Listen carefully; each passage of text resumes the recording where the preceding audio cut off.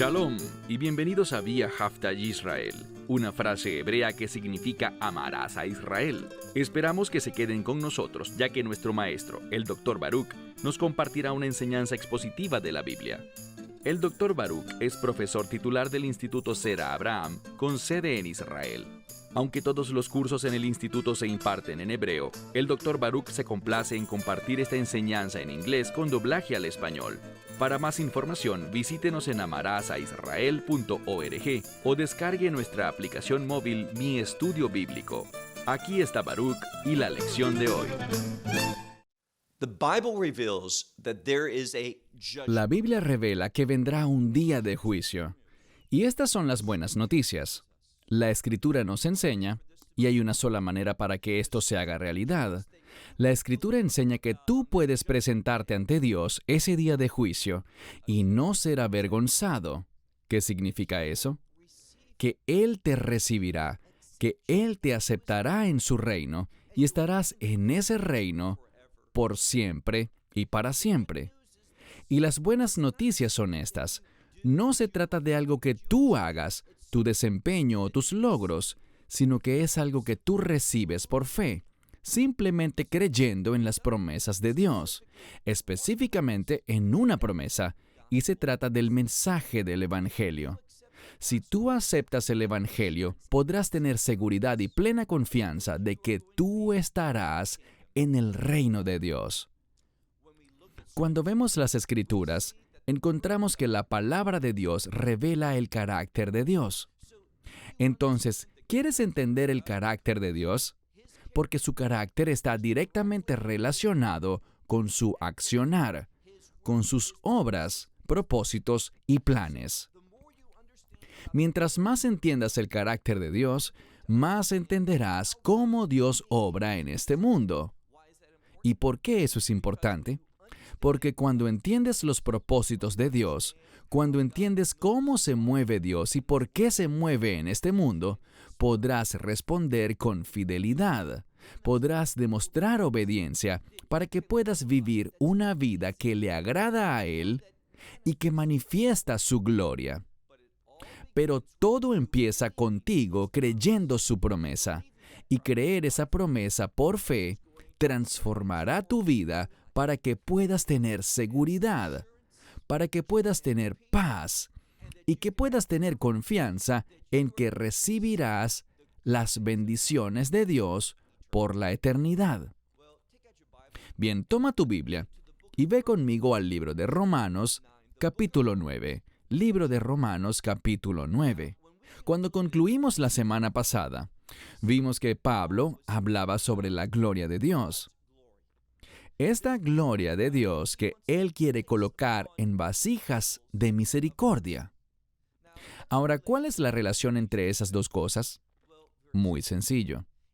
Solo cuando recibes la misericordia de Dios, y solo hay un modo de hacerlo, recibiendo la provisión del Mesías, que Él murió sobre un madero y derramó su sangre.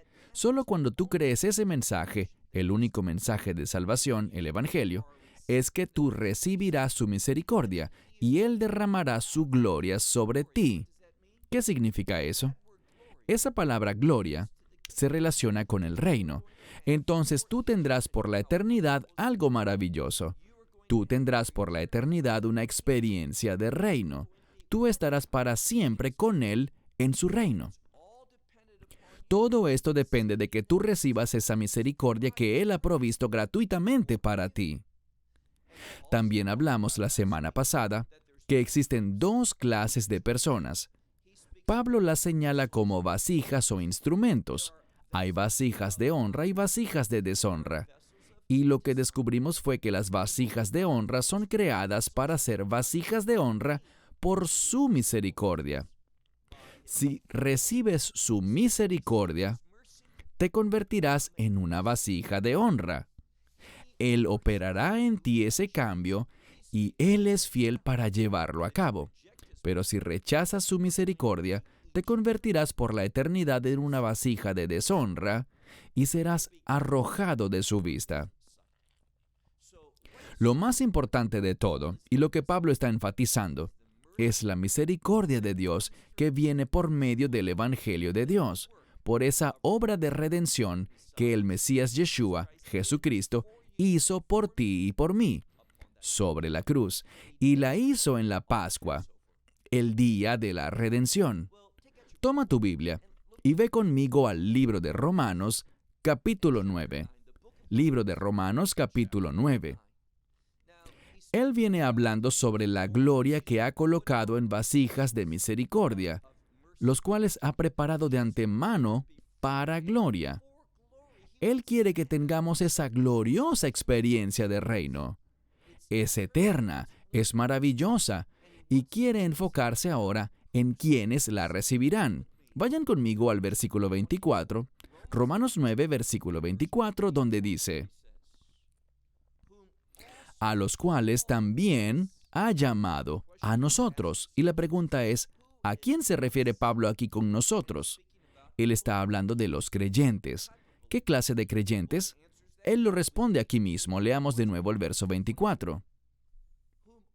A los cuales también ha llamado a nosotros, no solo de la comunidad judía, de los judíos, sino también de los gentiles. Eso no debería sorprendernos, porque cuando estudiamos la revelación del pacto de redención de Dios, el cual le dio a Abraham, descubrimos algo.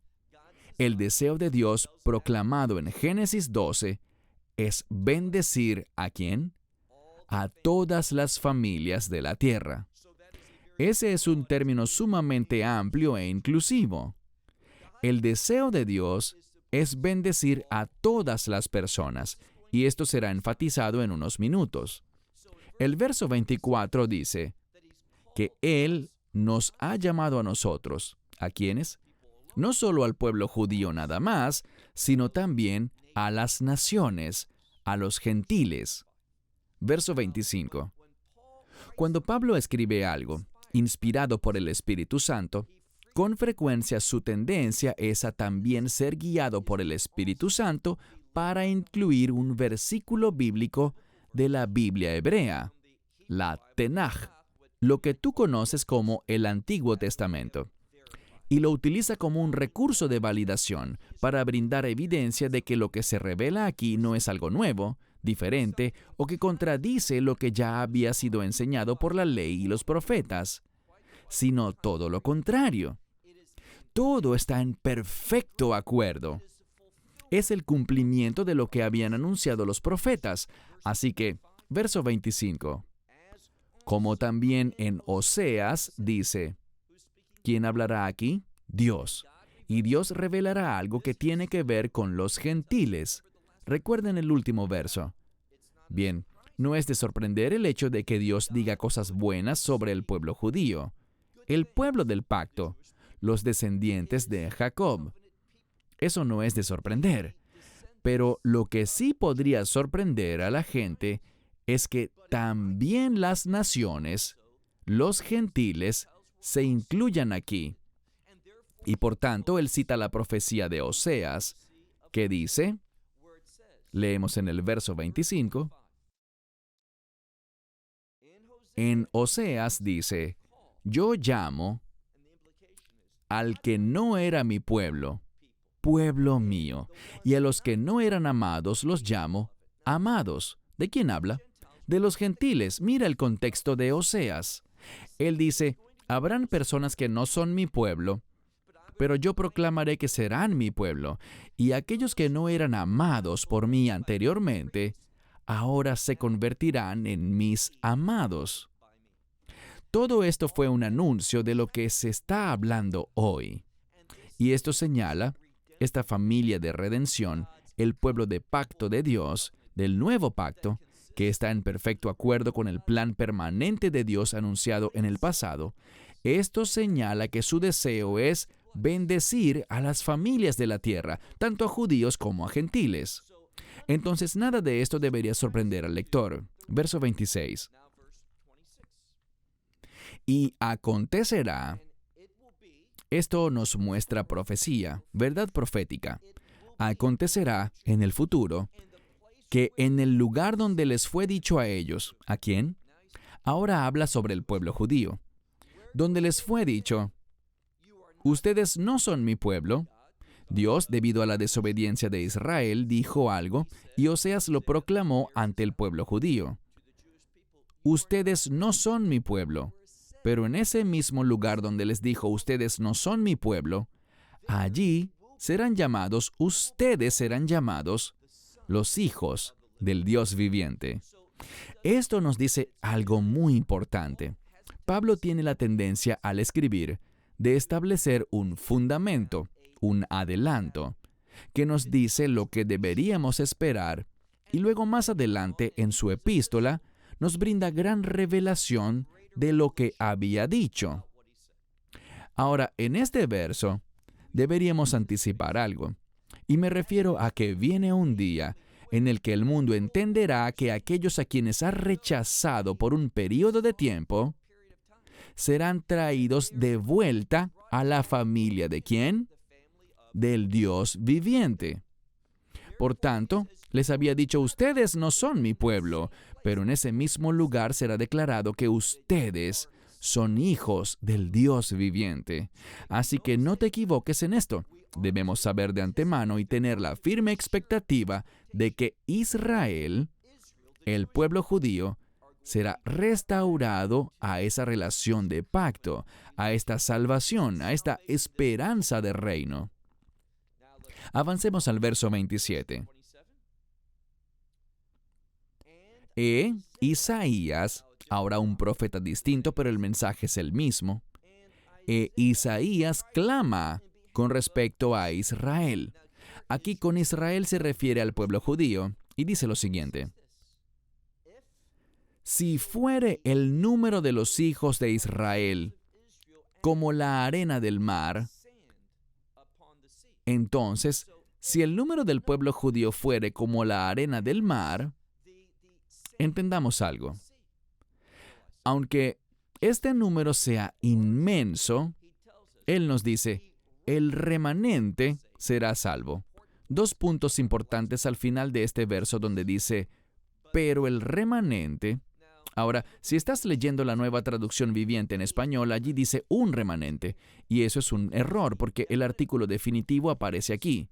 Es el término él. Entonces no es un remanente, implicando que fue por casualidad. Al momento de esta grabación acabamos de celebrar una fiesta bíblica y organizamos el Seder de Pascua con un grupo en Israel. Al momento de culminar la reunión, quedaron sobras de la cena. Bien, estos alimentos que sobraron luego de que todos cenamos y que la gente se llevó a casa, lo cual está bien, quedaron allí por casualidad. Pero aquí no hablamos de algo que pasa por casualidad. Cuando dice el remanente, nos habla sobre un grupo específico, el remanente, uno que no se estableció por casualidad, sino por diseño divino. Así que es el remanente. Y luego el segundo punto es que será salvo. No ocurrirá porque ellos hagan algo para lograrlo, sino que dice será salvo en modo pasivo, lo que implica que algo externo hará o causará que ellos sean salvos. Y vamos a ver antes de terminar quién hizo eso y qué fue exactamente lo que hizo. Pasemos ahora al verso 28. Este versículo probablemente es el más difícil dentro del pasaje que estamos estudiando. Y me refiero a que es el más difícil para traducirlo. La razón es que muchas Biblias en inglés traducen este término como obra, hablando de la obra de Dios. Ahora, el texto literal dice palabra. Es el término griego logos. Y ese término habla sobre los propósitos de Dios, la mente de Dios, el plan de Dios.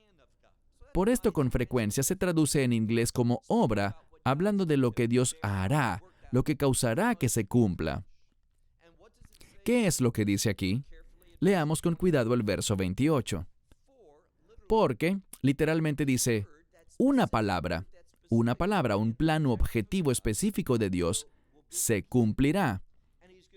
Y esto se hará de manera rápida. Y sucederá en justicia. Eso es lo que dice. Ahora, el Textus Receptus agrega otra frase que muchas Biblias dejan por fuera. Una vez más, dice, porque esta obra, o esta palabra, este plano propósito, se cumplirá prontamente. ¿Y de qué se trata? El Señor lo ejecutará sobre la tierra. El plan de Dios, su propósito, su objetivo, esa obra de redención, ese es el contexto, Dios mismo la llevará a cabo y lo hará de manera acelerada, rápida. Será el cumplimiento que llevará a cabo el deseo, la conclusión que Dios quiere, y todo será hecho dentro del contexto ¿de qué? La Escritura nos lo dice. Mira detenidamente el verso 28, dice, en justicia. Entonces, Él completará su plan, lo hará rápidamente y llegará a su fin de una manera bien definida, por medio de la justicia de Dios. Ahora, ¿de qué se trata? Pasemos ahora al verso 29. Se nos dice que Dios hará esto en la tierra, en este territorio, y luego dice, tal como Isaías lo expresó, así como lo dijo mucho tiempo atrás. Esto fue algo que Isaías dijo 800 años antes de que el apóstol Pablo escribiese esta carta. Y noten cómo se alude a Dios aquí. Verso 29. Porque, tal como Isaías dijo de antemano, si el Señor de las huestes no hubiese dejado para nosotros una simiente. Noten cómo se le llama el Señor de las huestes. ¿Por qué esto es importante? Bien, ese término para Dios, Adonai Sebaot, habla de un Dios que es omnipotente, todopoderoso.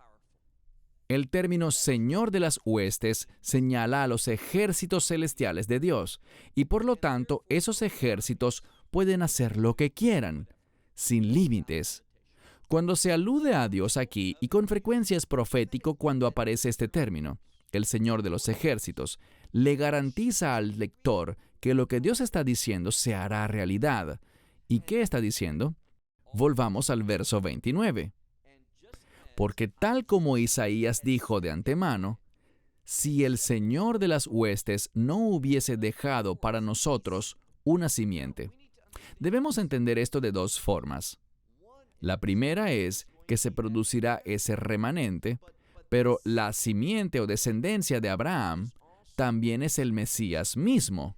Y esto solamente habla de la estrecha relación que hay entre el pueblo redimido de Dios, el pueblo del reino, y el Redentor mismo, el Mesías Yeshua, Jesucristo. Dios hizo algo. Dios lo realizó. Él envió a su Hijo unigénito a este mundo, al Redentor, al Mesías, y fue a través de su obra que un remanente, que es esa simiente, esa descendencia, que será, si te fijas en el pacto de Abraham, una descendencia que será bendecida, y por medio de esa descendencia todas las familias de la tierra pueden ser bendecidas. Esa es su promesa. Y si Dios no hubiera hecho esto, si no hubiera completado esa obra que realizaría rápidamente y en su debido tiempo para ejecutar su justicia, ¿cuál habría sido el resultado? Dice que en Sodoma nos hubiésemos convertido y a Gomorra seríamos semejantes. Entonces, dos palabras, ginomai, para convertirse, y este otro término del cual obtenemos el prefijo español homo, que significa semejante o igual. Sin la obra de Dios por medio del Mesías, ¿cuál habría sido el resultado? A la humanidad, incluyendo a Israel, le hubiera sucedido igual que a Sodoma y Gomorra. ¿Qué significa eso?